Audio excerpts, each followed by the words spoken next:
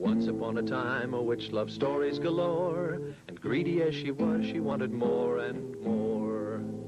When she saw that the librarian had stories of all kinds, she said, "I'll capture you, all your stories will be mine." There took place a curious chase through meadow, tree, and flower, till at last they ended up right at the witch's tower. Now poor Marian the librarian, a prisoner she'll stay, until the witch is happy and lets Marian go away.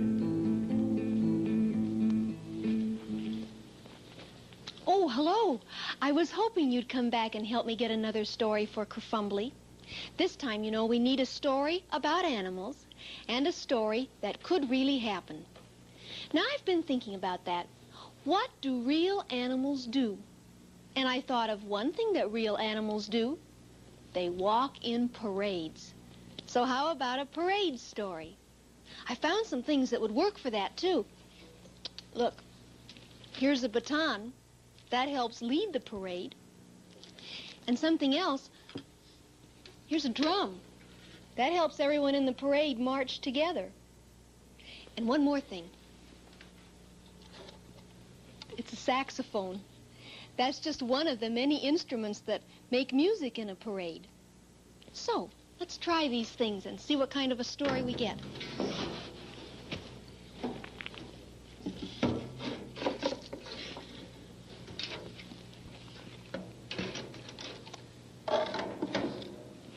We'll turn the machine on.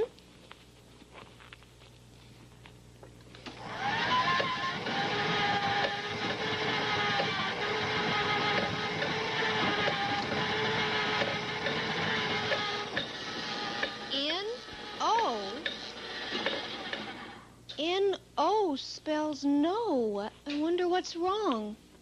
Oh.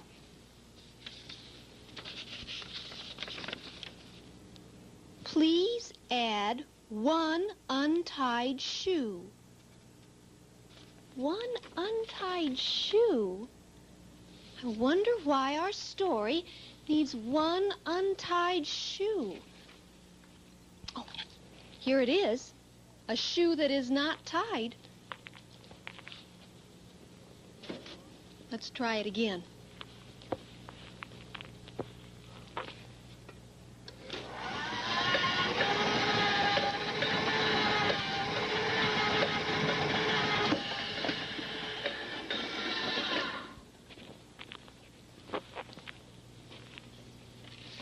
It's called Wait for William by Marjorie Flack.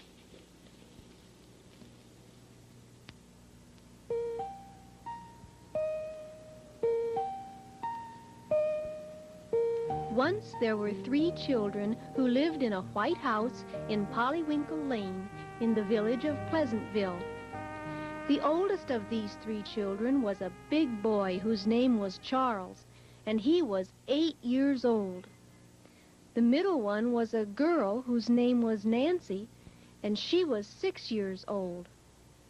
The youngest was a little boy, and his name was William, and he was just 4 years old. One summer morning, when William was riding his scooter up and down the walk, Charles said, "Hurry up, William, put away your scooter, and we'll take you down to Main Street to see the circus parade." And Nancy said, "Hurry up, William, wash your hands and comb your hair, and we will take you down to Main Street to see the circus parade."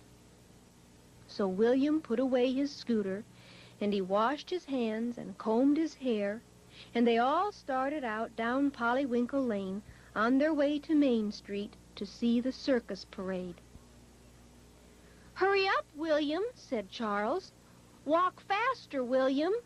We must not be too late when we get to Main Street to see the circus parade." "Hurry up, William," said Nancy.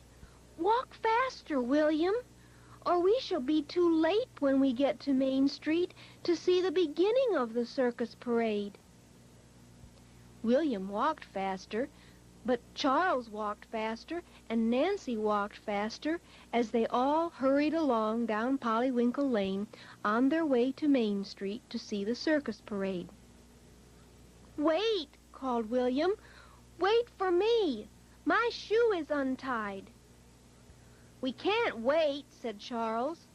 "We can't wait," said Nancy, "or we shall all be too late when we get to Main Street to see the circus parade."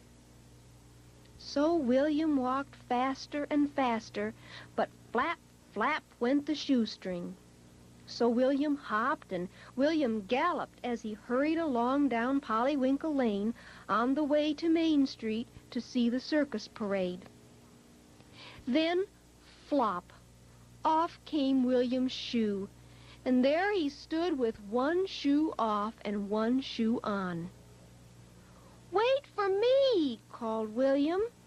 "Wait for me! My shoes come off." But Charles and Nancy did not answer. They did not answer because they did not hear William. They did not hear William because they were too far away. And as they hurried along down Pollywinkle Lane on their way to Main Street to see the circus parade, they could not hear him.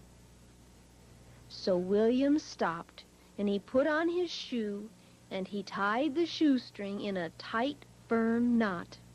And then he slowly and carefully made the ends into a proper, neat bow.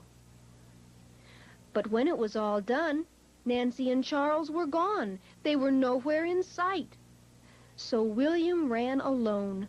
He ran alone down Pollywinkle Lane on his way to Main Street to see the circus parade. And then William stopped. He stopped at a corner because he heard music. William heard circus music coming nearer and nearer, and then William saw the circus parade coming to him, coming to William on its way to Main Street.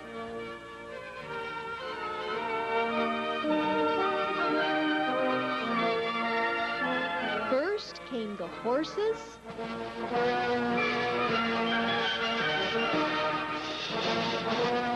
and then came the band,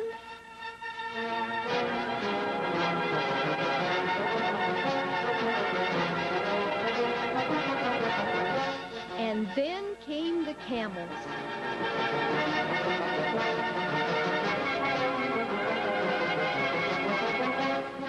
And then came a man leading an elephant. The man saw William. He saw William standing all alone because Charles and Nancy and everybody else in the whole village of Pleasantville had gone to Main Street to see the circus parade. "Want a ride?" called the man. "Yes," said William. So the man lifted William up high on the elephant, and William and the elephant paraded along to Main Street. William was so high, the branches of the trees were near him, and he looked down, way down on all the people of Pleasantville as they stood on Main Street to see the circus parade. William passed by the drugstore, he passed by the grocery store, and he passed by the church. And then, when he came to the post office, William looked down, way down, and there he saw Charles and Nancy and all their friends. Charles and Nancy and all their friends looked up, way up, and there on top of the elephant, they saw William riding the elephant in the circus parade.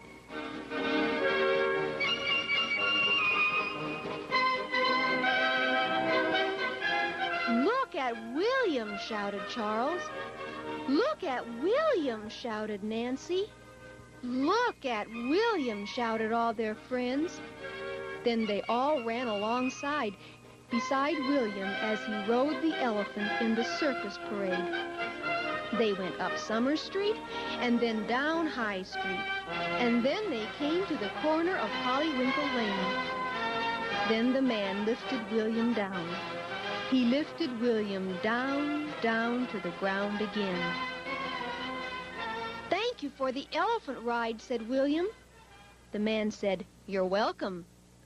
Then the man and the elephant went away. "Oh, tell us about it," begged Charles. Tell us about it, begged Nancy. Tell us about riding the elephant in the circus parade, begged all their friends. But William said, "Wait, wait, my other shoe is untied." So Charles waited, and Nancy waited, and all their friends waited, while William tied the shoestring in a good firm knot. And they waited while he slowly and carefully made the ends into a proper, neat bow. Then slowly they walked slowly with William, as he told them about riding the elephant down Main Street in the circus parade.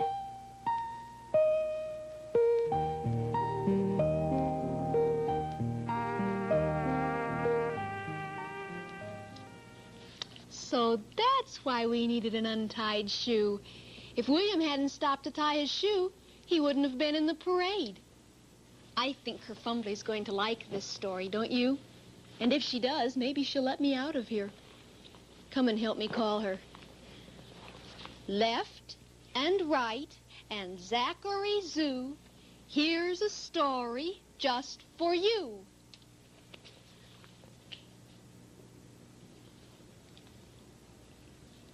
Ah, good. Here it is, a story about animals and a story that could really happen. For me. Well, thank you. Wait for William. Oh, but William is a little boy. Are there animals in this story? Oh, there are. Well, what are they doing? Walking in a parade. Could animals really walk in a parade? Well, yes, they can. You're right. Did William ride in the parade? He did. On an elephant. Oh, can people really ride on elephants? Yes, they can. So this is a story that could really happen. And it is about animals. And it is a fine story. Oh, but I want more. Oh, if I put a magic spell on this book. I'll try it. Oh, oh, that hurt. My, well, I hope it works. Marion. Yes? This is a fine story. Oh, I'm glad you like it. But it won't do. Why not? Why, it's too noisy. Too noisy? What do you mean? Just listen.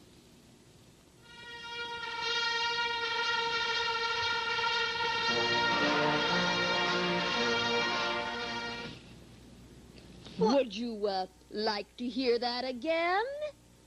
All right, listen.